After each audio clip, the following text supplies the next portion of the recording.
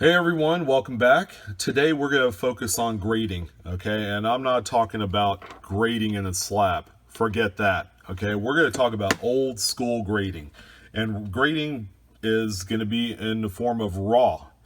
All right, for a few of you that don't exactly know what the difference is in the grading world when it comes to raw or slabbed. Slabbed is encapsulated in a plastic, they're sent off to a third-party grader like PCGS, NGC, Annex, ICG. These are all established companies in the biz that authenticate coins. Okay, but where the rubber really meets the road in terms of not only new collectors but ongoing seasoned veterans in numismatics, kind of refining your raw grading is going to be absolutely instrumental in enjoying not only the hobby but really putting together a collection that is going to pay off dividends in the future. Okay, because there's nothing worse than having a bunch of low graded clean coins that may have the appearance of a proof look but really are just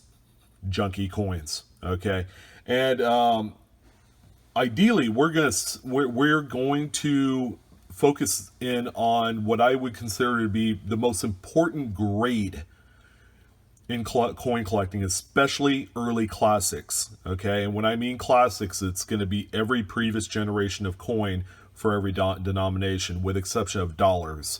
I don't quite see the Susan B. Anthony or the Eisenhower dollar as being the classic coin in the market.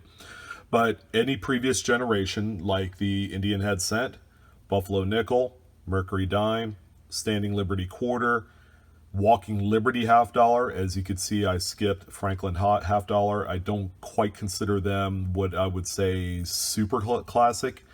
And Peace and Morgans. Okay, so that generation and under and earlier would be the types that I would consider classic coins. So something to keep in mind.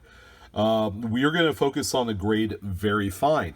Okay, very fine is one of those grades that coins develop really nice eye appeal. Okay, they have a lot more features than one, say, like this Buffalo nickel here has at a good or VG.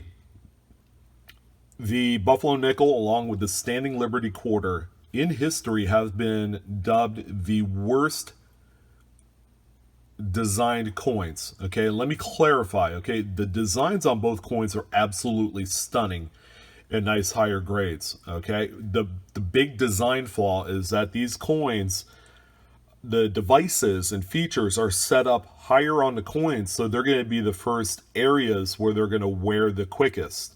In the case of this Buffalo nickel, you can barely see that. It's a 1921. Coins in this good VG range are a dime a dozen. Okay, let's be honest. I mean, you could assemble a really nice, inexpensive album full of the coins. The key dates might be a stopper, like your 13S, Variety 1, 23S. These are a couple of really tough dates that might prevent you from, putting together a whole series. So the VF grade would have a lot better identifiable surfaces, and I'll have a few other coins that I'm going to show you, and for the sake of the video I'm going to focus on Buffalo nickels. They're by far the easiest, and they're one of the most widely collected series in numismatics today. Okay, so on this lower grade coin, a lot of the more attractive features on the coin that people look for, like the feathers, the braid, the date right here, which is almost completely worn off. And on the reverse, a full horn, which this one doesn't have. A lot of the devices on the back of Black Diamond here. All right. And then fully defined features that separate the hoof to the ground. On higher graded coins, you can see the actual tail whip around here. This one's completely worn into the body of the Buffalo.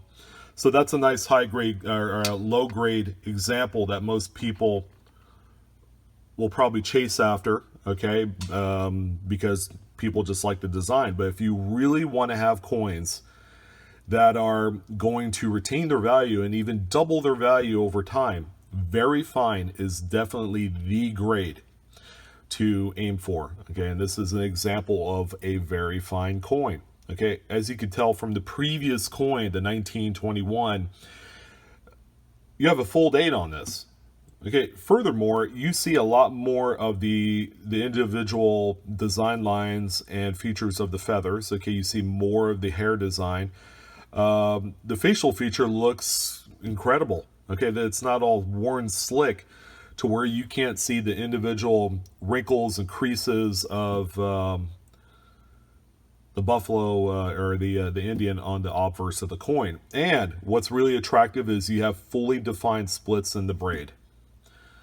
Okay, while exhibiting some wear, I mean, the horn right here is fully visible, but it's worn down. But it's not worn down to the point where it's completely missing. So when you have details like this horn very well evident, then you're going to have a lot of other details that show up as well.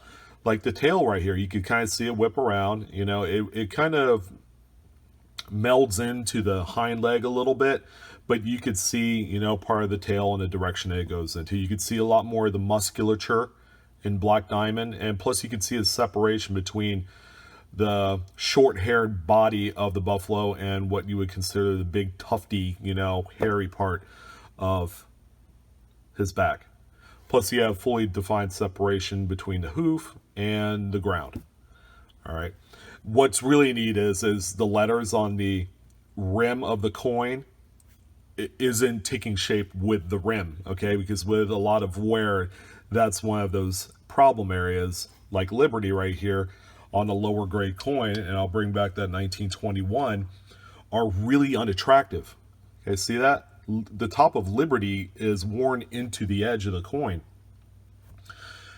So we saw a few examples, and what I'd like to do is bring out the red book. While pricing doesn't really reflect real world from what's printed to what is actually sold in like auctions and Facebook groups and so on and so forth, VF20 is the beginning grade platform for very fine. Okay, and then you have 25, and then you have 30, and then 40 would be XF or EF.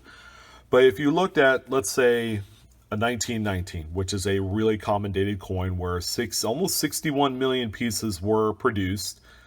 All right, so here for 225, that'd be good. VG is $3. Fine 12 is $4, and then voila. By going up 1 point over, you've doubled up from the 4 to 8. So that's why VF is an extremely important grade. So I did show you a 1919 on the price guide. How about I show you one in real life? Right there. There's your VF grade 1919, in which I paid 50 cents for out of a bucket of Buffalo nickels at my LCS. And incredibly detailed. Okay, again, if you know your grade, you know like the sweet spot for what would be considered a desirable grade, which is VF, you could cherry pick coins like this. Full horn, lots of defined features, while there are some, you know, the top of Black Diamond's head right here and a few of the high spots, while worn, the coin exhibits what I would consider to be an acceptable amount of eye appeal and design that it's going to be easy to sell later on. Okay, and I know what you're thinking. Oh yeah, it's not about selling the coins. You're absolutely right. It's about being satisfied and happy with what you have. Me personally, and I could speak for a lot of people, this is a grade where I would be extremely pleased with. If I collected all across the board, I would want VF 20 to VF 35. Okay, so those are a few of the reasons why I would say that VF is the most crucial, the most vital, and the most financially smart way to collect coins, especially the classics. Again, this is a classic driven video. Okay, this does not apply to moderns, although I stress some of the earlier dated Lincoln cents benefit from the tutelage of this video. That it is one of those things that if you're able to begin collecting and you want to branch out into stuff that's older, stuff that's going to hold value over time. It's always good to know grades, okay? And if you're able to identify the grades as a raw coin with a naked eye, with maybe a little bit of help from a magnifier, this is going to help you over time. And if you're able to eyeball off of photos grades, you're going to have a lot more satisfaction, and you're going to be able to help a lot more people, because there's people that come out all the time and say, hey, I have this and this coin and I want to know how much it's worth, what the grade is. Their expectation on grade might be a lot higher than what it actually is. And as a numismatic professional, you have the ability to kind of set the record straight and give your professional opinion. So anyways, that covers up, why VF, very fine, is the most important grade, and, grade that should be more widely collected, and all the benefits that come with it. I hope you guys enjoy the video. Please give me a great big like and subscribe. Hit the bell for instant notifications as I make them available. New videos, you'll get them. And, I appreciate you guys' time. Hope this one was helpful. And as always, you guys keep hunting. Enjoy the hobby. Take care.